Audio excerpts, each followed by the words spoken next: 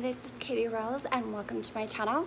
I just kind of wanted to do a little bit of an update in reference to having a breast augmentation. Now, this is the second augmentation that I have had. The first augmentation was 450 cc's. So, I wanted to kind of go over some information from you. So the first time that I had a breast augmentation, I was just like so overwhelmed because there's so many different options, on where to go, what doctor's best, what doctor will do what I want them to do, because sometimes you have doctors that are very conservative, that don't necessarily want you to go big if that's something that you're interested in. Not all doctors are like that, so that's definitely something to be mindful of. The second thing is, where are you in the United States? If you are somewhere in California, I think there's a lot more options, versus like where the first one I had done was, which was Nashville, Tennessee. So when I went to Nashville, when I lived in Nashville, the first augmentation that I had was done by Dr. Nine, and that's N-E-I-N, and you can visit his website at www.doctor, so drnein.com. He has over 20 years of experience. He's a board certified plastic surgeon. He was a general surgeon before, and then has done, I believe, over like 4,000 boob jobs. So he was very well known in Nashville. I did a lot of research, and I did like him. He was telling me a lot of different things about like sizes, and I told him, immediately, like, I want to go as big as possible, and he was like, okay, that can be accomplished, and was just very reassuring to me.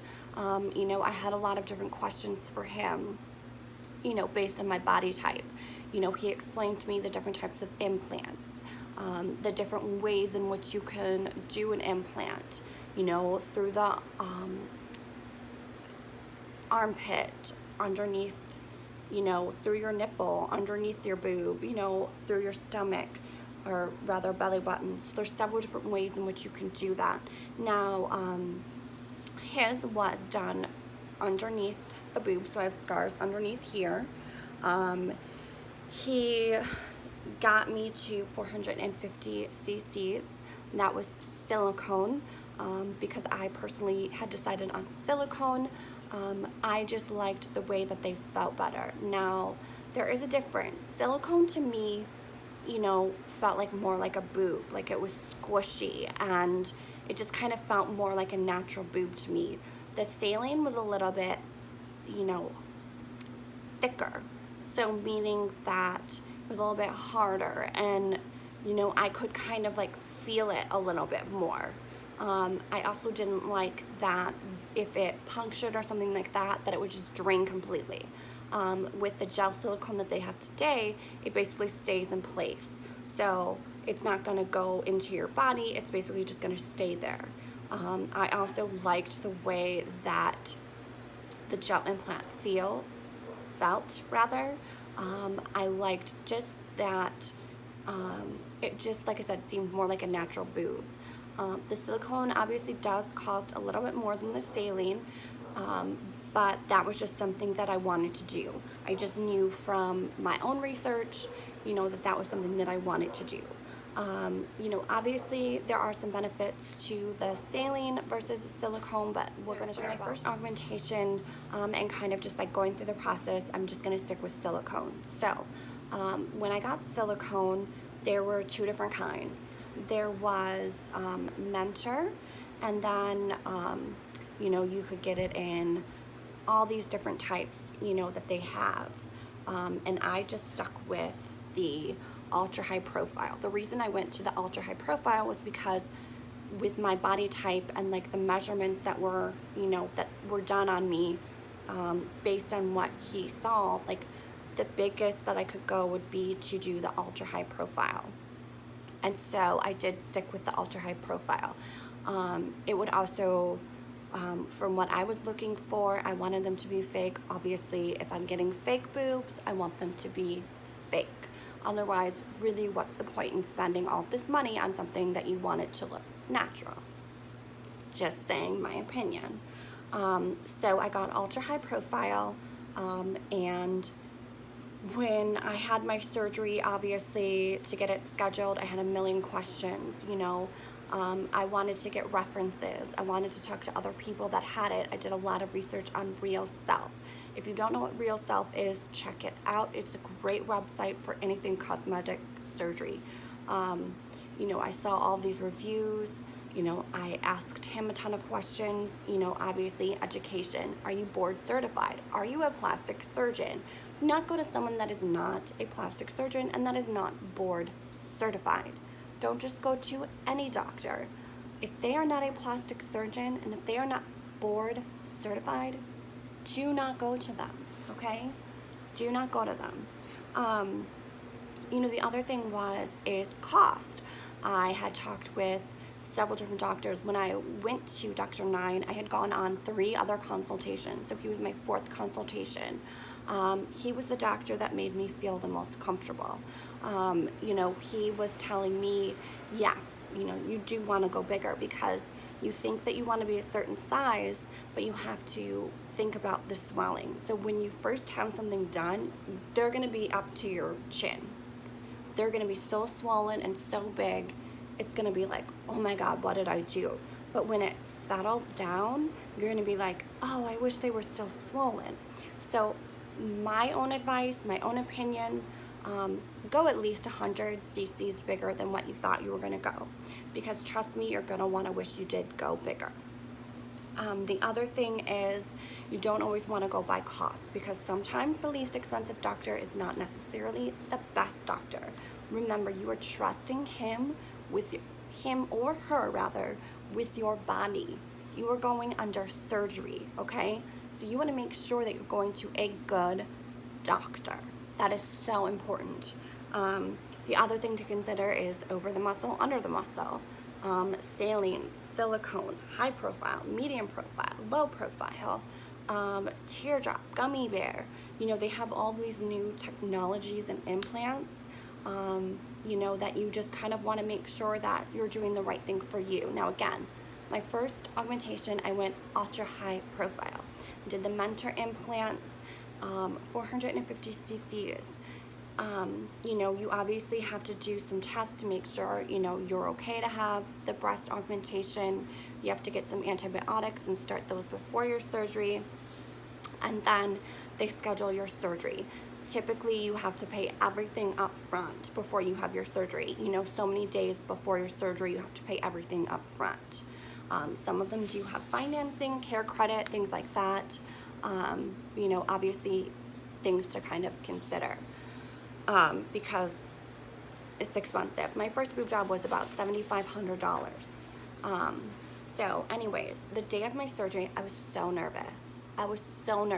You know, I just was like, oh my God, how do I calm down? How do I calm down? Because I was freaking out. You know, I was so excited, but I was just so like, the unknown was so freaky. And it was just like, well, what am I going to do now? You know, this is all so real. You're getting ready. You go into the, you know, the back. You go into their medical office. In my case, I went to a hospital. I went to Centennial Medical Facility in Nashville, Tennessee, where my doctor was registered to do surgeries. Took me to a special area. You know, I got my gown on. The anesthesiologist actually made me feel great. The nurses really took the time to like calm me down, and the anesthesiologist was like joking with me, and you know, it really calmed me, and it really was like, you know what, I can do this. Like, no need to worry. I'm gonna be fine. The doctor comes in, he does, you know, he basically does the measurements, makes marks on your body where things are gonna go, and you know, whatever marks that he needs so that he could do a good job. Now, the last thing that I remember was basically getting wheeled into a room, and then I remember like looking up at all these lights and these people around me, and then the next second, passed out. I do not remember anything. I do not remember anything until I was waking up probably about 2 hours later from surgery, and I just remember like not being able to breathe. I remember having this heaviness on my chest. Like literally there was an elephant sitting on me. That's what I felt like. I was in no pain, but I felt like something was sitting on my chest. And obviously that's completely normal. This is a normal feeling. This is a normal sensation because you just had surgery and they put, you know, breast implants in you. It's gonna feel like you can't breathe. Trust me, you can breathe. It just takes a minute to get used to that. So, you know, obviously, you know, you're gonna need someone to pick you up. You're gonna need someone to take care of you for at least 2 days. Especially the type of surgery that I had, I was not able to lift my arms after, and you just, from the type of surgery that I had, I wasn't able to do that within the first 24 hours. I know some doctors, you can do that. Mine was not one of them, and that is fine. So I just remember waking up and just feeling like something was sitting on my chest. I wasn't in any pain. And then, you know, just kind of waking up, seeing my friend there who was able to take care of me and drive me home. Now, I will let you know that the first 3 days were really tough for me. I was in pain. I did take the medication, the painkillers for the first 3 days. I then, you know, had help. I couldn't lift my hands over my head. That took me about a week to kind of be able to do, to kind of be able to walk around. Now, when I was walking, it really felt like I was like disabled almost, because walking from my room to the bathroom, which was literally just a few feet away, I was winded. I was out of breath. So be prepared to be winded. Be prepared to just be slow. You're gonna take it easy. That is okay. It's gonna take you a lot longer to be able to do things. You don't realize that just moving about is gonna take you a lot longer. So be prepared for that. But just know that it will get better, okay? I remember with my surgery, sorry about that, a little interruption from the dog from barking. So anyways, be prepared for downtime. Now, I will say that after my surgery, I probably went to work, I don't know, like 2 weeks after. Mine was obviously a little bit different, but I'm not gonna go into that. So I probably went to work 2 weeks after. I know that my second augmentation, I was able to go back to work a little bit sooner, but you know, we'll get into that in a minute. So anyways, I did occasionally have some shooting pain. I did occasionally feel like there was like air in my boob. All of those things are normal. You're gonna be freaked out about every little thing, but just know that a lot of it is completely normal. Now, I didn't have drains or anything like that to have to worry about, but I did go to the doctor the next day. You know, they take the bandages off. They tell you, okay, now you just have to be careful, keep this bra on, you know, keep your boobs completely supported, because you're gonna want them to be supported. Even now, I like to wear underwire bras because it does help keep them supported. It also helps them keep looking good, and to be honest with you, it keeps a weight off of me. Having them held up just feels really good. I don't like it when I don't have a bra on because it doesn't feel right. So I like to personally wear a bra. To me, it works. So anyways, the pain that I felt was significant. I'm not gonna lie. It was a lot. However, you know, I think that we've all experienced a lot of different pain in our life, and I think that we've all gone through a lot of different struggles and, you know, surgeries and other things like that. So it's definitely something that you will be able to handle. You're gonna want to kind of cry and all of that, and that's just normal, you know, but you will be able to get through it.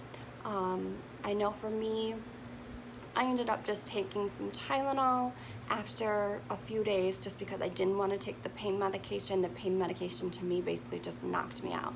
I didn't like it. It just made me so sleepy and just knocked me out, and I just would sleep for hours. I didn't like the way that that made me feel. And obviously I wanted to function, so I ended up taking naproxen.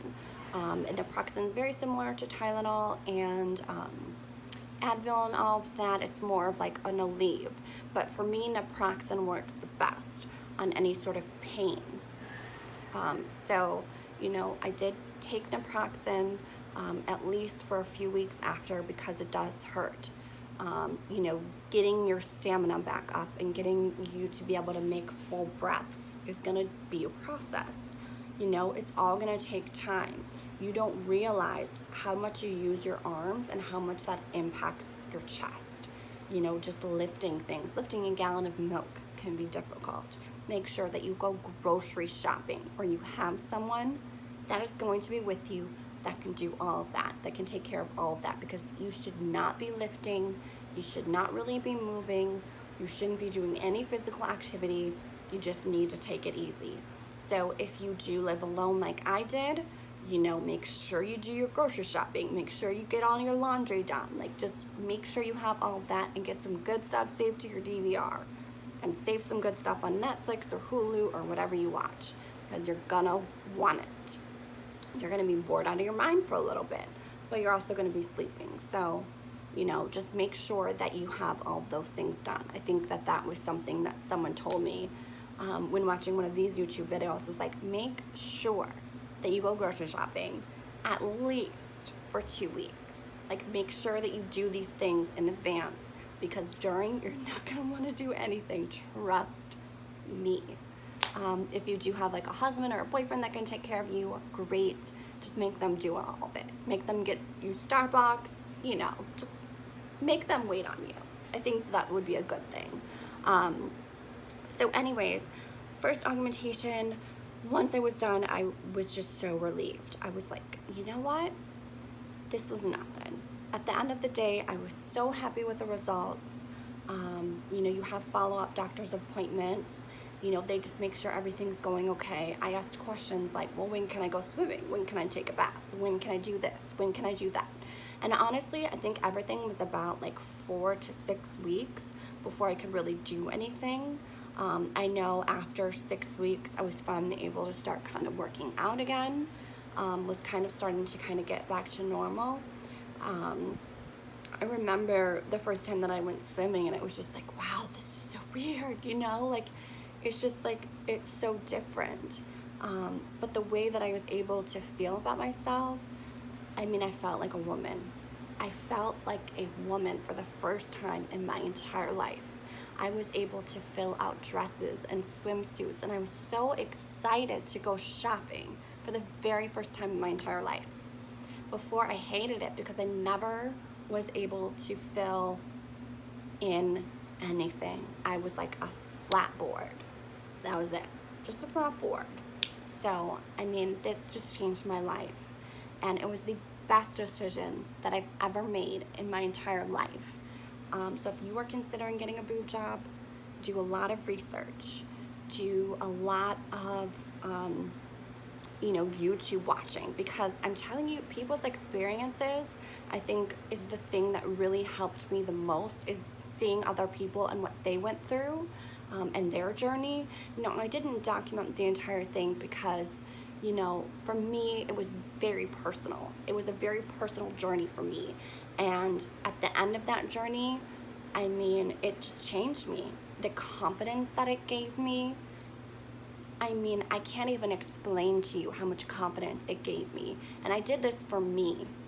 When you're doing something this major, make sure that you are doing it for you and nobody else, because that is all that matters. So now I'm going to talk about the second surgery. The second time that I had a breast augmentation, I was in California. So I kind of already knew what to expect, obviously, because I'd already done it the first time. I also knew that the second time it was going to be so much easier because they've already done the hard work the first time. You know, they've cut your muscle, they've given you incisions, you know, they've already done all of these things. And you've already had implants in you, so you pretty much know what to expect.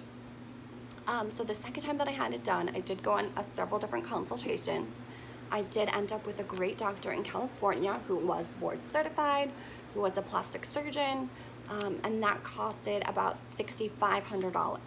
That was my second augmentation.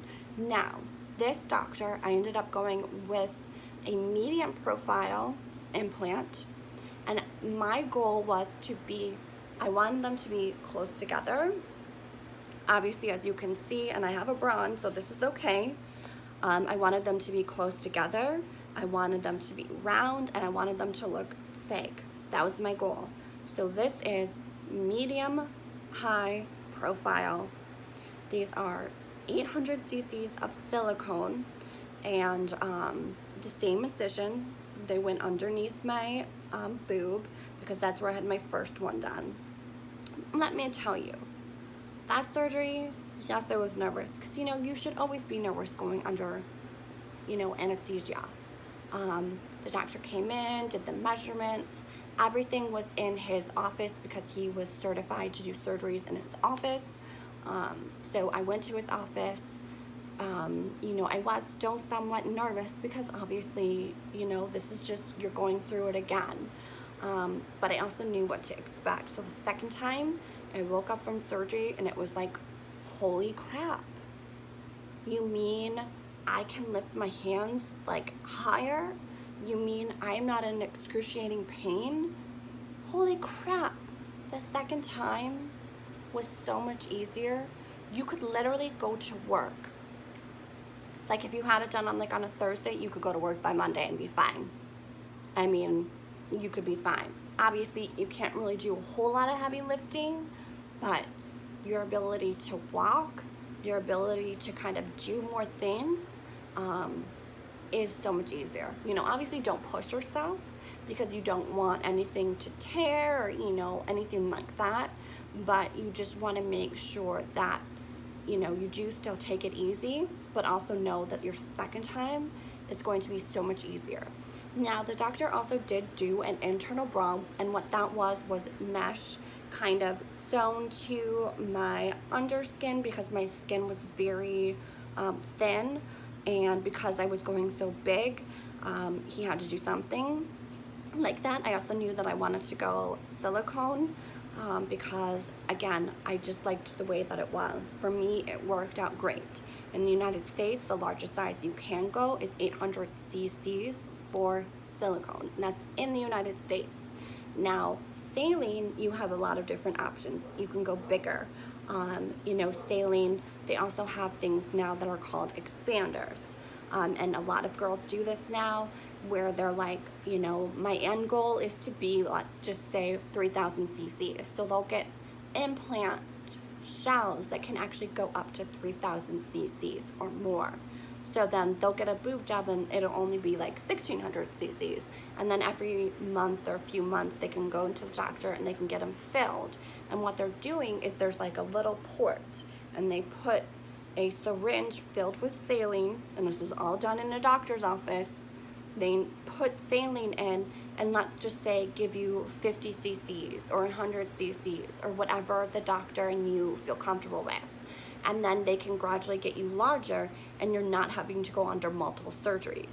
So that is one good thing about expanders. If you are planning on going bigger, expanders are definitely a good thing because you don't have to constantly go under and under, because it is very possible that your second time around you may get more boob greed. Boob greed is real. I know that I had it after my first surgery. Like a month later, I was like, oh my God, I wish I could have gone bigger. So boob greed is real. Be prepared for the boob greed. But also know your body. Know what you want, know what's right for you, and do that. Because I know that a lot of girls are now getting expanders. That's pretty popular. Not all doctors do them. So there are only a select few of doctors that do them in California. They're not really talked about. But you want to go to a doctor that specializes in XL implants. That is so important, because if you're going big, you don't want to go to a doctor that has no experience with it. You want to go to a doctor that has a ton of experience, that is all that they do, is XL implants. And by XL implants, I mean 800 cc's and higher. Because most doctors just do like 300, 350. If your doctor has never done anything higher than like 400, why would you want to go to them? So that's something to consider. The second thing, obviously is expanders. Because if you are planning on going bigger, if your dream was always to be X, amount, you know, that's something to look into. Now, I've gone 800cc silicone, so obviously I did not get expanders. These are as big as I'm going. Who knows what the future may hold. If I do ever go bigger, I definitely will look into expanders, because I feel like that's the way to go. You know, because then you have the option of going bigger, and then you have the option of just going back down. So I do like that about that. But, you know, again, to each their own. Make up your own mind on what you want to do and what's right for you. Just know that if you do have surgery again, the second time, it's going to be so much easier. So, if you do have any questions, comments, please leave them below. Check me out on all of my social medias, Twitter and Instagram. I really appreciate all the love and the support that I get from you. And certainly if you want me to do any updates as far as my surgery, my process, just let me know. And again, this is 800cc, so let me kind of turn to the side so you can see the side profile. And on me, I don't think that they really look that big. So let me go to the side again. And then here's what they look like. And then again, I have a bra on, so this is okay. They're just really soft and they're close together. And I like how they're high. For me, the whole point of getting fake boobs again was I wanted them to look fake. Because why spend $7,000 on boobs that are just going to look like you've done nothing? My opinion. So anyways, I am so happy. I love them. My doctor was wonderful. He talked me through everything. The girls, the nurses, everybody was great. And I really liked that I was able to do research on YouTube and Real Self. Again, if you do have any questions or comments, please leave them below. If you are going to be hateful in any way, you will be blocked. I do not accept negativity into my life. So if you would like to do that, just go on someone else's channel, because it's not going to happen on here. I will block you. Just saying. Okay? So everybody have a great rest of your day. Thank you so much for watching. Please subscribe to my channel. And bye-bye.